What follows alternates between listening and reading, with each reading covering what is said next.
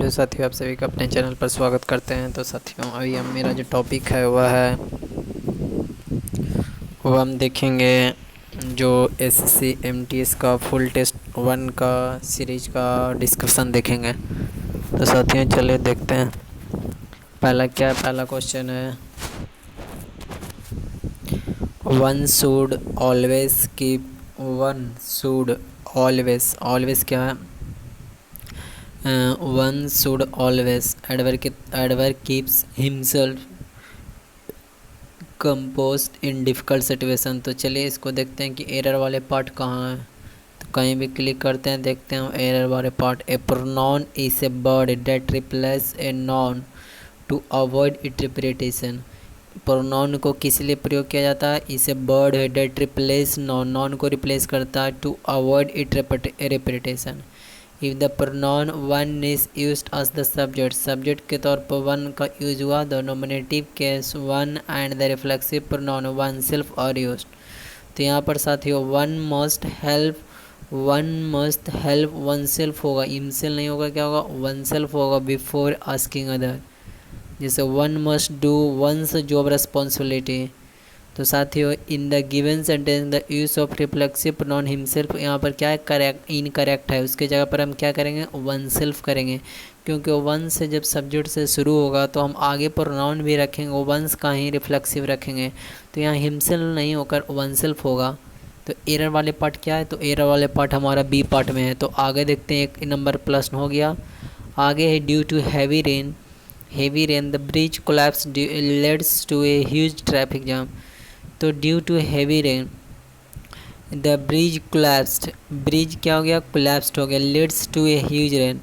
तो साथियों यहाँ देखते हैं कि एरर वाले पार्ट क्या है? तो लीड्स टू जैसे देखिए द करेक्ट आंसर इज, यहाँ क्या था? Identify the segment in the sentence which contain grammatical error. तो लीड्स टू में क्यों एरर है? देखिए यहाँ पर देखते हैं, सॉल्यूशन दिया हुआ कि the simple past tense is used to talk about that things that happened or existed before now.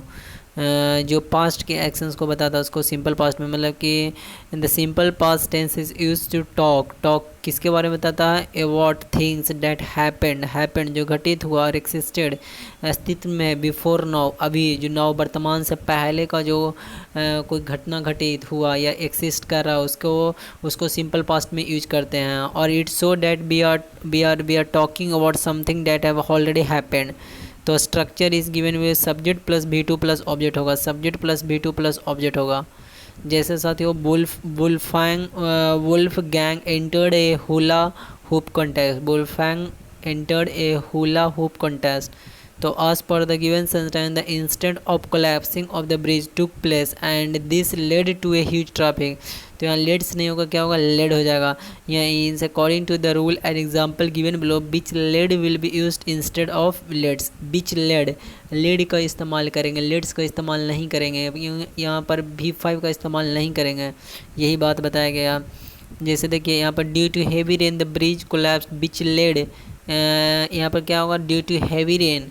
Error वाले पार्ट क्या होगा? Due to heavy rain the bridge collapse which हो जाएगा विच लेड टू, तो which led to huge traffic jam. तो error वाले part यहाँ वाला है, देखिए ये सही है, इसको ध्यान रखिएगा।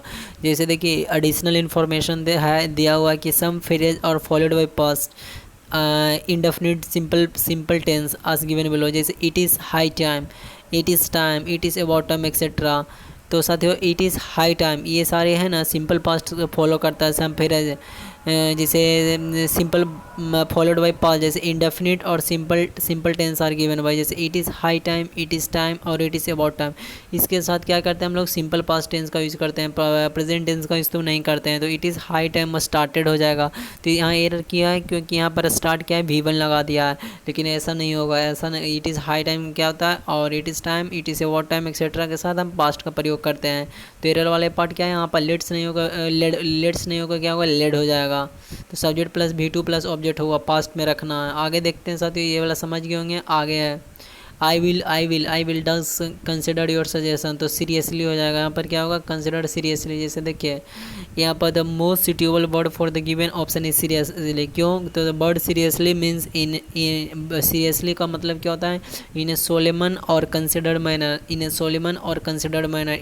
It is an एडवर of manner. ये क्या दिखाता है, सीरियसली एडवर ऑफ मैनर को बताता है। तो एडवर ऑफ मैनर क्या टेल्स करता है, tell us how something happen, किस तरह कोई घटना, समथिंग कोई घटना हैपन घटित हुआ। They are usually place either after the main verb or after the object. ये हम इसको जो हम एडवर का प्रयोग, ये जो है इसको प्रयोग किस तरह करते हैं एडवर ऑफ मैनर को, तो इसका प्रयोग हम करते हैं either after the main verb or after the object, या तो मेन वर्ब के बाद या तो ऑब्जेक्ट के बाद। जैसे ही ड्रैंक द वाटर क्विकली, तो they are usually placed either after the main verb के बाद और आफ्टर द ऑब्जेक्ट के बाद प्रयोग करते हैं। Here quickly is an एडवर of manner. तो साथियों यहाँ पर क्या होगा, एडवर का कैसे प्रयोग करते हैं, तो एडवर का जो प्रयोग करते हैं एडवर ऑफ मैनर का, they usually placed either after the main verb के बाद और आफ्टर द ऑब्जेक्ट। तो यहाँ पर एरर वाले पार्ट, यहाँ पर जो सही ऑप्शन होगा क्या होगा, सीरियसली हो जाएगा। एडवर का प्रयोग करेंगे। अगला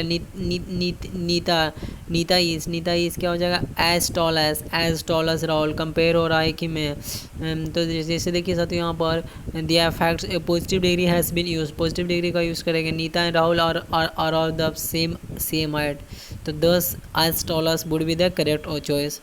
तो एडजेक्टिव और वर्ड क्या करता है, डिस्क्राइब द क्वालिटी और state of being noun. Example हुआ गुड, स्वीट, ह्यूज, पोलाइट। ये सारे एडजेक्टिव है जो क्या करता है, नॉन को क्वालिफाई करने का काम कर सकता है, करता है उसको, मतलब क्या थी विशेषता बताता है। एडजेक्टिव कम इन 3 फॉर्म, कौन कौन है, एब्सोल्यूट हुआ, कंपैरेटिव हुआ एंड सुपरलेटिव हुआ। Absolute, comparative and superlative. जैसे ब्यूटीफुल हुआ, ब्यूटीफुल को मोर ब्यूटीफुल, मोस्ट ब्यूटीफुल लगाते हैं, क्योंकि 2 सिलेबल का वर्ड है इसलिए इसके साथ मोर मोस्ट लगाते हैं। लेकिन फर्स्ट के साथ मोर फास्टर नहीं लगाते क्योंकि सिंगल सिलेबल है। Faster, fastest, bird, boards, boast. तो if the sentence was Neeta is thus than Rahul, then we would have use the comparative degree taller. If यदि दैन लगाता तो if the sentence was Neeta is taller हो जाएगा यहाँ पर, यदि दैन कंपैरेटिव हो रहा है राहुल से। लेकिन यहाँ पर ऐसा नहीं है, यहाँ पर क्या होगा, Neeta is as tall as Rahul हो जाएगा, एज टॉल एज राहुल हो जाएगा। आगे देखते हैं 5वां में, this car is mine while there, while क्या होगा, while does is park in the car. तो यहाँ पर देयर का प्रयोग करेंगे। Personal pronoun is used for first person, second person and third person. जैसे I, we, you, he, she, it, they are personal pronoun, I, we, you.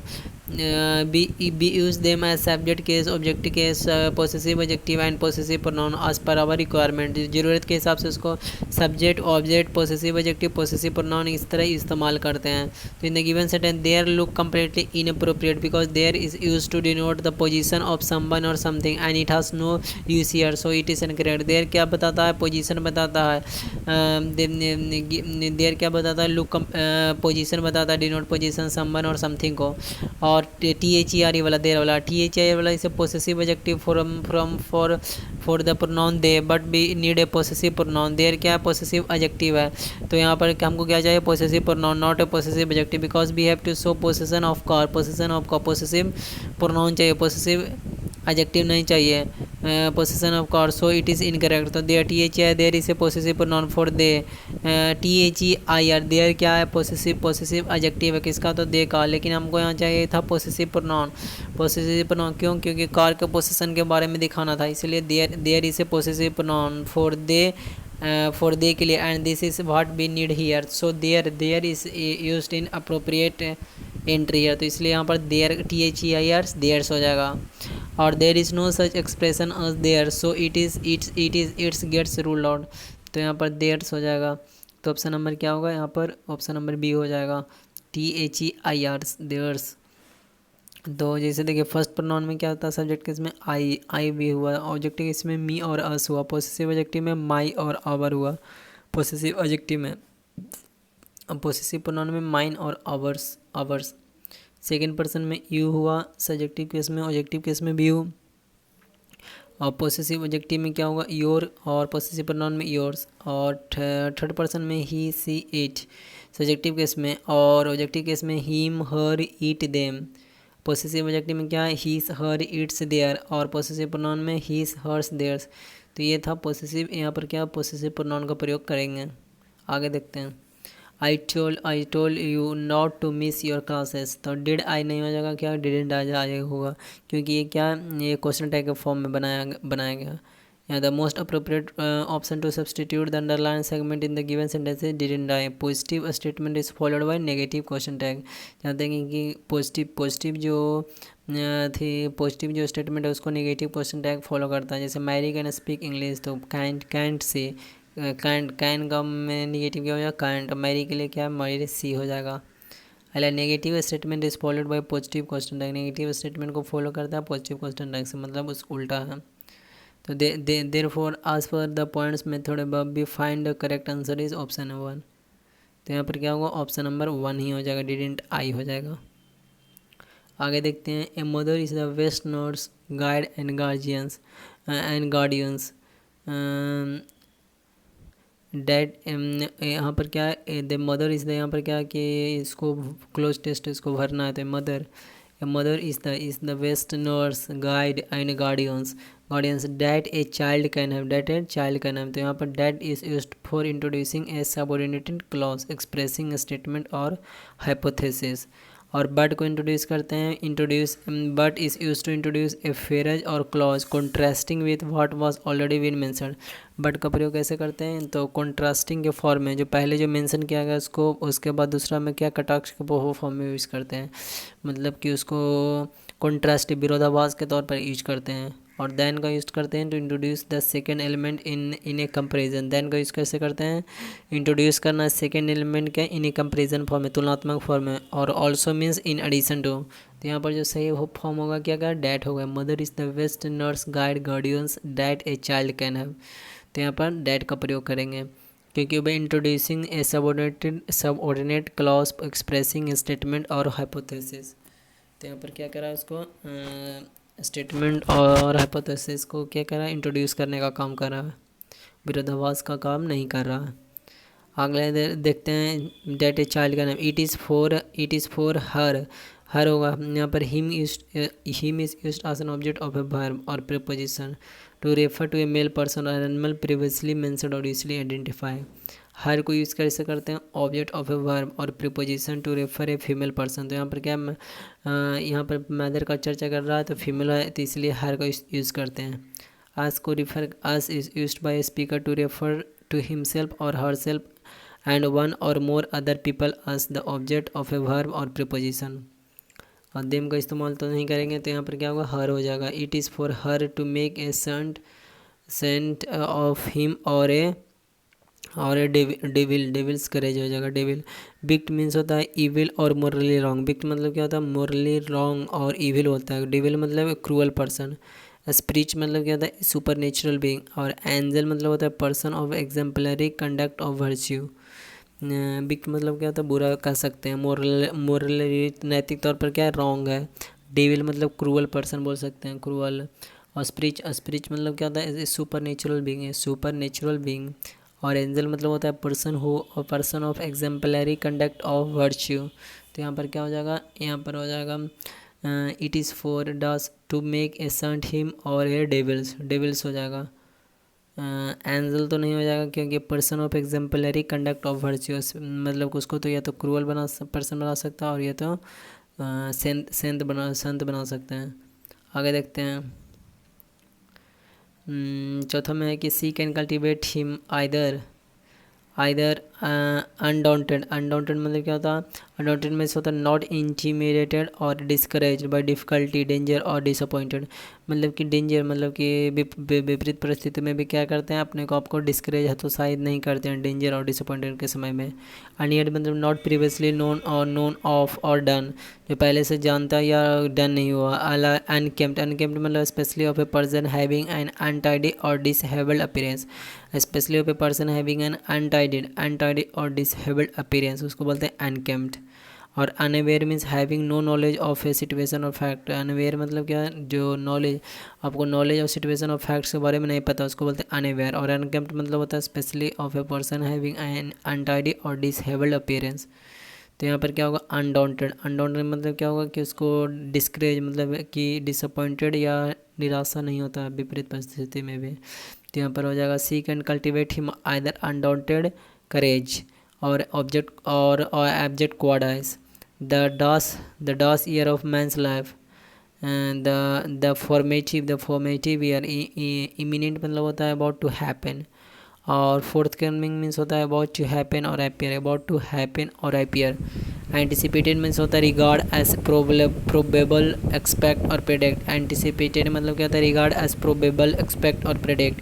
Formative means होता है relating to a person development. Formative मतलब क्या होता है relating to a person development, जो क्या गया पर्सन के डेवलपमेंट विकास से रिलेटेड है उसको बोलते हैं फॉर्मेटिव। और एंटिसिपेटेड मतलब होता है रिगार्ड एज प्रोबेबल एक्सेप्ट और प्रेडिक्ट। रिगार्ड कैसे करना प्रोबेबल एक्सपेक्ट और प्रेडिक्ट के तौर पर। और फोर्थ कमिंग मतलब होता है व्हाट टू हैपन। तो यहाँ पर क्या हो जाएगा the formative years of man's life और spend in a life of मतलब द फॉर्मेटिव ईयर तो mean relating to a person development मतलब कि बच्चे के विकास का अधिकतर समय क्या होता है अपने माँ के गोद में ही बिता यही बात बताया गया है।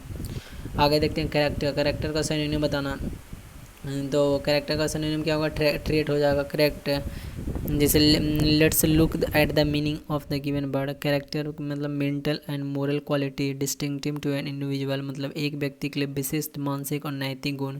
प्रत्येक व्यक्ति का अलग अलग कैरेक्टर होता है। ट्रेट मतलब क्या होता है distinguish quality or characteristic. Typically one belongs to a person मतलब एक विशिष्ट गुण या विशेषता आमतौर पर एक व्यक्ति से संबंधित हो, यानी कैरेक्टर का सिनोनिम क्या होगा ट्रेट होगा। अगला परफॉर्मेंस होता है एन एक्ट ऑफ स्टेजिंग और प्रेजेंटिंग ए प्ले कंसर्ट और अदर फॉर्म्स ऑफ एंटरटेनमेंट मतलब कि एक नाटक संगीत कार्यक्रम या मनोरंजन के रूप में मनोरंजन के अन्य रूपों का मंचन या प्रस्तुत करना उसको बोलते हैं क्या परफॉर्मेंस बोलता है। परफॉर्मेंस क्या होता है नाटक संगीत या मंच को परफॉर्म करना मतलब कि उसमें मंचन का प्रस्तुत करना उसको बोलते हैं परफॉर्मेंस। स्पिरिट मतलब होता है the non physical part of a person which is the seat of emotion and character the soul एक व्यक्ति का गैर भौतिक हिस्सा जो भावनाओं चरित्र की सीट है आत्मा बोलते हैं। स्पिरिट मतलब स्पिरिचुअली बोल सकते हैं स्पिरिचुअली जो मतलब कि जो आध्यात्मिक तौर पर होता है उसको बोलते हैं स्पिरिट। अगला मैनरिज्म मतलब होता है हैबिचुअल गेस्चर और वे ऑफ स्पीकिंग और बिहेविंग एंड आइडियोसाइनेक्रेसी मतलब आदतन इशारा या बोलने या व्यवहार करने का तरीका एक अजीबोगरीब। तो कैरेक्टर का जो सही सिनोनिम होगा वह क्या होगा कैरेक्टर का ट्रेट हो जाएगा। सही सिनोनिम क्या हो जाएगा ट्रेट हो जाएगा कैरेक्टर का।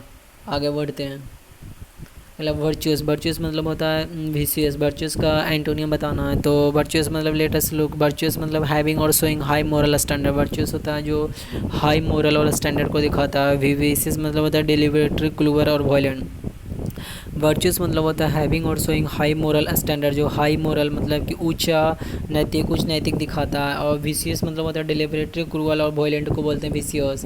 अलग बढ़ती मतलब होता है हैविंग और सेइंग द क्वालिटी और ability that merits recognition in specified way. Having और शोइंग द क्वालिटी और एबिलिटी क्षमता that merit recognition in specified way. Merit recognition in honest मतलब होता है free of deceit and untruthfulness sincere.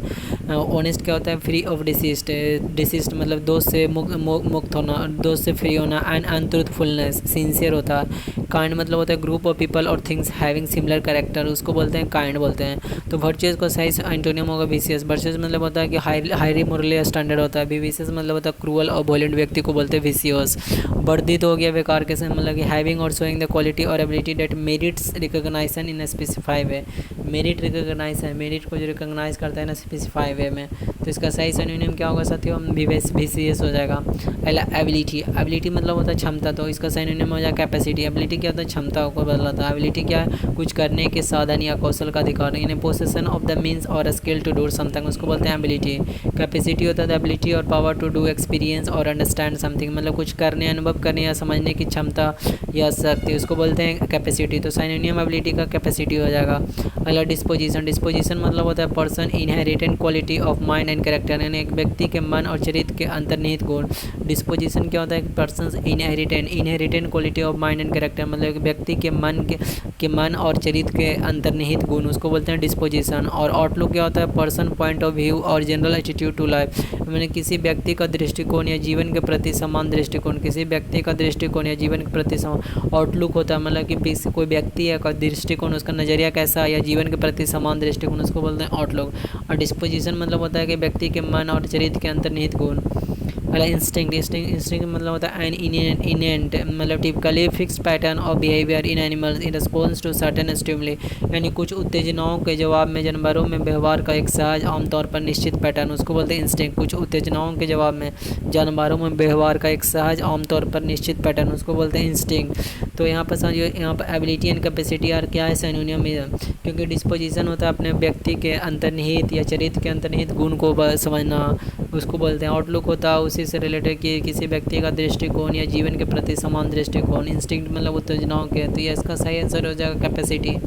अगले extensive मतलब extensive का एंटोनिम हो जाएगा इंटेंसिव। एक्सटेंसिव मतलब होता है बड़े क्षेत्र के कवर या प्रभावित करना, मतलब कवरिंग और अफेक्टिंग लार्ज एरिया एक्सटेंसिव है। इंटेंसिटी मतलब होता है concentrated on a single area और सब्जेक्ट और इनटू ए शॉर्ट टाइम, मतलब गहन एक ही क्षेत्र या विषय या थोड़े समय में केंद्रित, उसको बोलते हैं इंटेंसिव। एलोबरेट होता है involving many carefully arranged part of और details and complicated in design and planning, यानी कई सावधानीपूर्वक व्यवस्थित भावों या विवरणों को शामिल करना डिजाइन और योजना में विस्तृत और जटिल। मतलब एलोबरेट मतलब कई सावधानीपूर्वक व्यवस्थित भावों या विवरणों को शामिल करना डिजाइन और योजनाओं में विस्तृत और जटिल, उसको बोलते हैं एलाबरेज। इंट्रिकेट मतलब होता है वेरी कॉम्प्लिकेटेड और डिटेल, मतलब बहुत जटिल या विस्तृत, उसको बोलते हैं इंट्रिकेट। एलाबरेट क्या होता है involving many carefully arrange part और details and complicated in design and planning, मतलब कि बहुत सारे सावधानीपूर्वक को व्यवस्थित भागों या शामिल करना, मतलब कॉम्प्लिकेटेड तौर पर एलाबरेट करना। इंट्रिकेट मतलब होता है बहुत जटिल और विस्तृत। लेंदी मतलब होता है विशेषकर समय के संदर्भ में काफ़ी असमान लंबाई का, विशेष रूप से थकाऊ होने का। तो एक्सटेंसिव का हो जाएगा इंटेंसिटी मतलब होता है एक्सटेंसिव मतलब होता है बड़े क्षेत्र का, इंटेंसिव मतलब होता है एक छोटे क्षेत्र पर। अगला तो थ्रो ऑफ द स्पेंज मतलब होता है टू सरेंडर और give up a contains.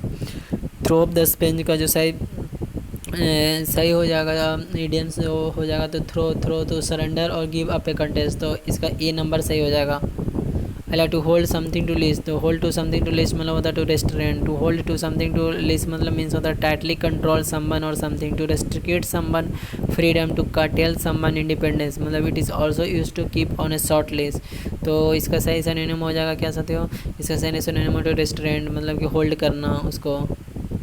Hello one who believes in the existence of God, उसको बोलते हैं थेसिस बोलते हैं। जो थेसिस्ट होता है पर्सन हु डिसबिलीव और lakhs believes in the existence of God मतलब कि जो गॉड के विश्वास में, भगवान के अस्तित्व पर विश्वास में लैक बिलीफ मतलब कि उस पर विश्वास नहीं करता, उसको बोलते हैं एथेसिस। एसेटिक मतलब होता है practising strict self denial as a measure of personal and especially spiritual discipline. Ascetic बोलता है सन्यासी को भी बोल सकते हैं। एथेसिस्ट मतलब होता है नास्तिक जो ईश्वर में विश्वास नहीं करता। थेसिस मतलब क्या होता है जो ईश्वर में विश्वास करता है। एसेटिक मतलब वही इगोटिस्ट मतलब जो आत्म केंद्रित होता है, अपने बारे में सोचता है। तो इसके बारे में अलग अलग वर्ड मीनिंग को देख लिया। उसके बाद a person who thinks he और she is the best, a person is egoist, इसको बोलते हैं ईगोइस्ट। ईगोइस्ट मतलब होता है एक व्यक्ति जो मानता है कि वह अन्य लोगों की तुलना में बेहतर या अधिक महत्वपूर्ण, उसको बोलते हैं ईगोइस्ट। एसेंट्रिक मतलब होता है अपरंपरागत और थोड़ा अजीब किसी व्यक्ति या उनके व्यवहार का। ऑफ ए पर्सन और बिहेवियर अनकन्वेंशनल एंड स्लाइटेस्ट है, जिसको बोलते हैं सेंट्रिक। सेल्फिश होता है केवल अपने बारे में प्रभाव या दूसरों के बारे में नहीं है। गेरुलस मतलब होता है अत्यधिक बातों नहीं, विशेष रूप से तुच्छ मामलों पर। गेरुलस होता है एक्सेसिव टॉक लाइक। अगला from the meaning in the given word we can say that the correct one word substitution for the given is egoist. Egoist होता है, इगोइस्ट मतलब होता है एरोगेंट बोल सकते हैं। सेंट्रिक मतलब होता है अनकन्वेंशनल, जो पारंपरिक तौर पर नहीं हो, मतलब कि अनकन्वेंशनल बोलते हैं किसको बोलते हैं तो इसेंट्रिक को बोलते हैं। अपरंपरागत या थोड़ा अजीब। सेल्फिश मतलब इगोसेंट्रिक मतलब अपने बारे में। गेरुलस मतलब टॉकटिव बोलते हैं जो क्या तुच्छ बातों पर ज़्यादा बोलते हैं। अला मैनिफेस्टेशन रेगुलाइजेशन तो ठीक है। मैनिपुलेशन मैनिफेस्टेशन मैनिफेस्टेशन का गलत आंसर स्पेलिंग है MANIFEST हो जाएगा, MA हो जाएगा यहाँ पर। द एक्ट और fact of showing something, the act action और फैक्ट ऑफ शोइंग समथिंग, उसको बोलते हैं मैनिफेस्टेशन। इरेडिक्शन मतलब the complete destruction of something, eradication complete पूर्ण रूप में डिस्ट्रक्शन करना किसी चीज़ को। अगर मैनिपुलेशन मतलब होता है the action of manipulating someone in A clever और अनस्क्रिप्शल वे, मतलब कि क्लेवर तौर पर अनस्क्रिप्शल वे में एक्शन ऑफ मैनिपुलेटिंग करना। रेगुलराइजेशन मतलब इसे technique used for tuning and the functioning by adding an additional plenty term of an error. तो ये बात समझ गए। जैसे देखिए इसका हिंदी देख लेते हैं। मैनिफेस्टेशन जिसका अर्थ है कुछ दिखाने की क्रिया तथा तख्त। इरेडिकेशन मतलब किसी चीज़ का पूर्ण विनाश। मैनिपुलेशन मतलब चतुर या बेईमानी तरीके से किसी के साथ हेर फेर करने का क्रिया। चतुर या बेईमानी के साथ मैनिपुलेशन बोलते हैं। मैनिपुलेशन क्या बोलते हैं कि चतुर या बेईमानी तरीके से क्या करना, किसी के साथ हेर फेर करने की प्रक्रिया को कहते हैं। रेगुलराइजेशन मतलब होता है तकनीक है जिसका उपयोग त्रुटि फंक्शन में अतिरिक्त दंड सब जोड़कर फंक्शन को ट्यून करने के लिए किया जाता है। तो इसका सही ऑप्शन होगा option number A, manifestation he wrongly spelled वाला है। अगला सिमुलेशन SIMULTANEOUS का स्पेलिंग होगा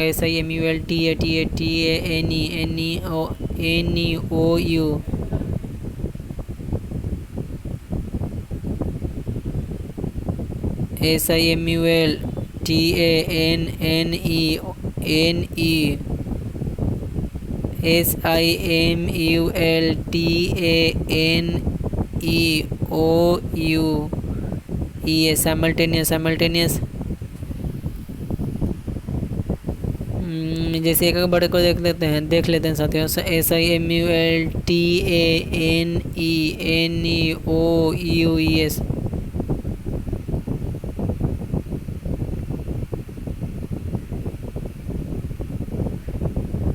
तो अलग अलग SIMULTAN मतलब the limitation the imitations of a situation और प्रोसेस। इमिटेशन करना उसको बोलते हैं सिमुलेशन। और सिंथेटिक तो जन्म SYNTHETIC सिंथेटिक होता है made of chemical synthesis specially to imitate a natural product.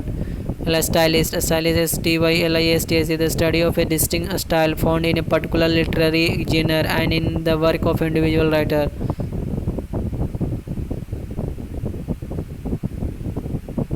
Simultaneous का स्पेलिंग हो जाएगा SIMULTANEOUS हो जाएगा। Occurring or done at the same time उसको बोलते हैं। जैसे देखिए यहाँ पर एक पैराजम्बल वर्ड है, तो इसको देखिए the Nile river, Nile P से शुरू करेंगे द नाइल रिवर, क्योंकि नाइल रिवर के बारे में चर्चा हुआ था। पी से कौन स्टार्ट है, तो एक ही स्टार्ट है। The Nile river of Africa cross the Sahara desert, cross the pyramids origin in central Africa to empty Mediterranean. तो पकड़ लिए अला है। देखिए most of the rivers and streams that are found in the Sahara is से start होगा क्योंकि उसके बारे में चर्चा हो गया था। most of the river in the Sahara in found are most of the river and stream that are found in Sahara के बाद R होगा क्योंकि PR पे पेयर बन रहा है, PR क्यू पेयर बन रहा है। तो PQ किस में पेयर है, इसमें भी पेयर है, लेकिन P से स्टार्ट तो नहीं होगा ये वाला, तो इसलिए गलत हो जाएगा। PQ का इसमें पेयर है, तो ये वाला देखिए R से स्टार्ट तो नहीं करेंगे, इसीलिए सही आंसर हुआ होगा। अला Harish read the letter and made him aware of his content. तो हरीश ऑफ हिज कंटेंट, यहाँ पर ऑफ इट्स कंटेंट हो, of its content. The correct answer is of its content. तो यहाँ पर क्या होगा, Harish read the letter and made his aware of its content. Of content होता है thing or thing that are inside something, मतलब उसके अंदर निहित जैसे कंटेंट होता है ना कि आपको अलग अलग कंटेंट पढ़ाया जाता है। बेसिकली तैयारी करने के लिए अलग कंटेंट होता है।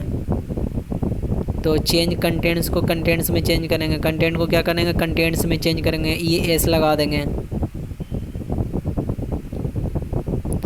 अगला in the Olympic carry out in the Olympic Indian wrestler needs to sticks to their strength and carry out their strategy provided by the coach. The carry out no improvement हो जाएगा। Carry out मतलब होता है execute और implement, लागू करना, कि आपके कोच के द्वारा बताया गया उसको लागू किया जाए। कैरी आउट मतलब continue, what one was doing. Carry on मतलब जारी रखना। कैरी फॉरवर्ड मतलब used in accounting purpose to use the balance in the next sheet.